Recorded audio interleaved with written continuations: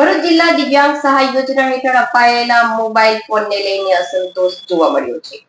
દિવ્યાંગ અરજદારોએ જિલ્લા સમાજ સુરક્ષા અધિકારીને લિખિત રજૂઆત કરીને સરકાર દ્વારા અપાયેલા 4G મોબાઈલ ફોન સ્વીકારવાનો ઇનકાર કર્યો છે.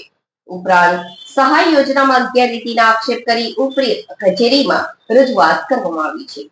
ભરૂચ જિલ્લામાં દિવ્યાંગ સહાય યોજના હેઠળ અપાયેલ મોબાઈલ ફોનને લઈ અસંતોષ જોવા મળ્યો છે.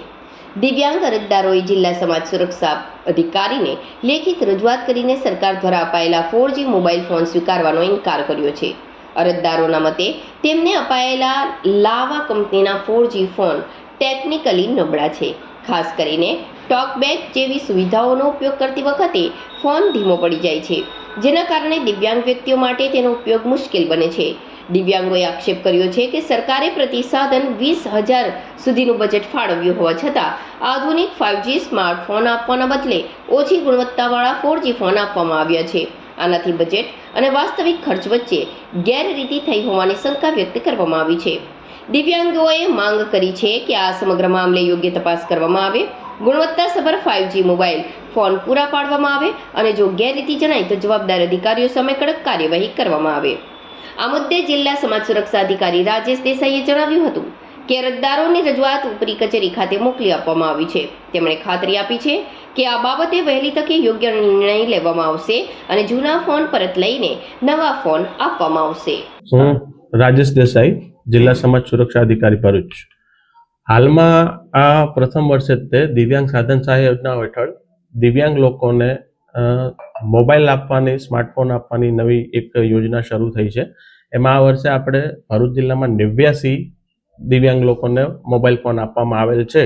પરંતુ હમણાં તાજેતરમાં જ દિવ્યાંગ લોકો દ્વારા એવી રજૂઆત થઈ છે કે જે એમને જે પ્રકારના સોફ્ટવેરને જોઈએ એ હાલના ફોનમાં અવેલેબલ નથી, એટલે કોઈ ક્ષતિ કે ખામી એમને જણાય છે. એ બાબતની રજૂઆત વડી કચેરી કક્ષાએ, ગાંધીનગર કક્ષાએ પણ થયેલી છે અને તે સંદર્ભે અમને વડી કચેરીથી પણ સૂચના મળેલ છે કે આપણે દિવ્યાંગ લોકોને મોબાઈલ એક્સચેન્જ કરી આપવામાં આવશે.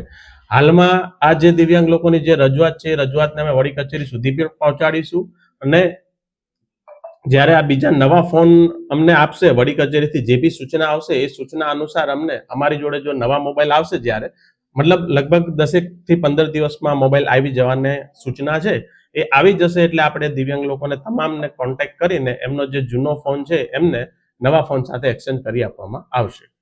મારું નામ ચૌહાણ સુનિલભાઈ મનહરભાઈ છે. હું ભરૂચ જિલ્લા અંકલેશ્વર તાલુકાના નવા ધંધોયા ગામથી આવું છું. હું પોતે દ્રષ્ટિહીન છું અને મારી સાથે અહીંયાથી 50 થી ઉપર બ્લાઇન્ડ મારા ભાઈઓ બહેનો છે. અને આજે સમાજ સુરક્ષાની ઓફિસે અમે બધા ભેગા થયા છે કારણ કે સાધન સહાય યોજનાના ફોર્મ અમે ઓગસ્ટ 2025માં ભરેલા ઓનલાઈન અને સમાજ સુરક્ષામાંથી જ ભરવામાં આવેલા અને આ ફોન વિતરણ ફેબ્રુઆરીમાં 12 ફેબ્રુઆરીના રોજ થયેલ, જેમાં અમને નીચલી કક્ષાના 409 છે લાંબા કંપનીના ચાઇના મોબાઈલ આપ્યા છે. એ અમારા માટે કોઈ ઉપયોગી નથી, અમને કોઈ કામ લાગે એવા નથી. એટલે આ ફોન અમે આજ રોજ સમાજ સુરક્ષા ઓફિસે પરત કરવા આવ્યા છે અને આના અન્ય જિલ્લામાં જેવા કે જુનાગઢ, મહેસાણા, રાજકોટ એવા જિલ્લામાં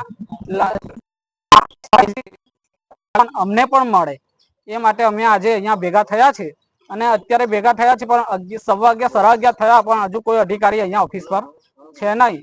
એટલે અમે માંગ કરીએ છીએ કે આ ફોન અમને 15 દિવસ સુધીમાં રિટર્ન થાય, નહીં તો પછી અમે ધરણા પર કલેક્ટર ઓફિસ બેસીશું.